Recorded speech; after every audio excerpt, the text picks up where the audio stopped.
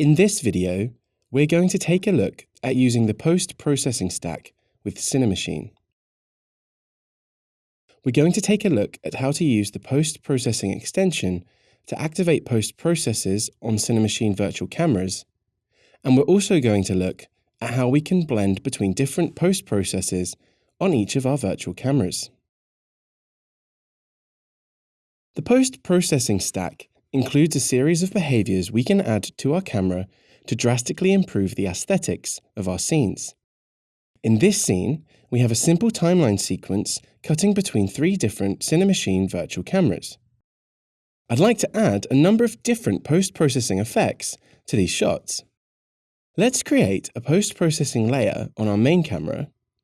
We'll set the layer of the game object to a custom layer I've created called post-processing. Then we'll assign the layer property of this component to our custom layer. It's worth noting that for optimal performance, we should always have our volumes in dedicated layers instead of the default one.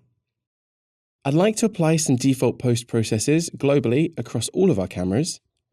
So we'll create a post-process volume on our camera, create a new profile for our post-process, then we can apply our default post-processes. As you can see, I've added some default color grading, depth of field, and bloom effects.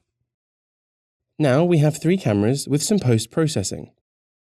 Our first shot looks great, but let's maybe make a few changes. Let's add a Cinemachine post-processing extension and create a new profile. Now the default post-processing is applied, as well as additional overrides we set in this profile.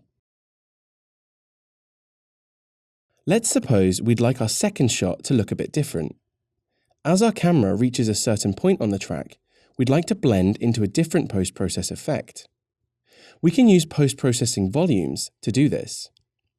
Let's create a post-processing volume.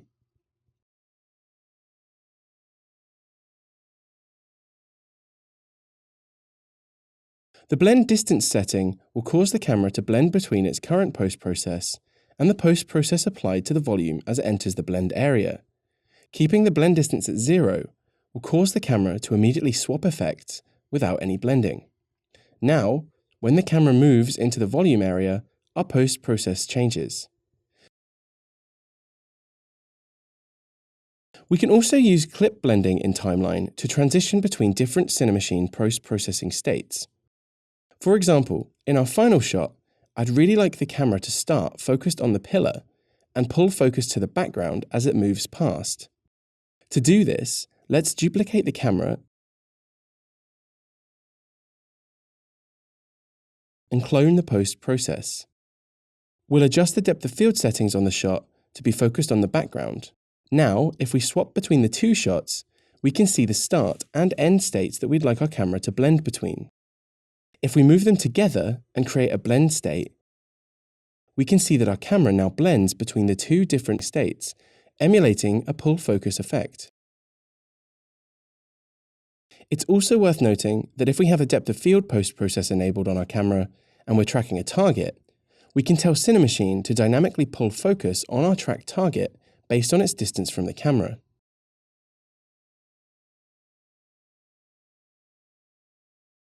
As you can see, by using the post-processing stack and overriding the effects with volumes or Cinemachine post-processes, we can create some really interesting and dynamic visual camera effects for our projects.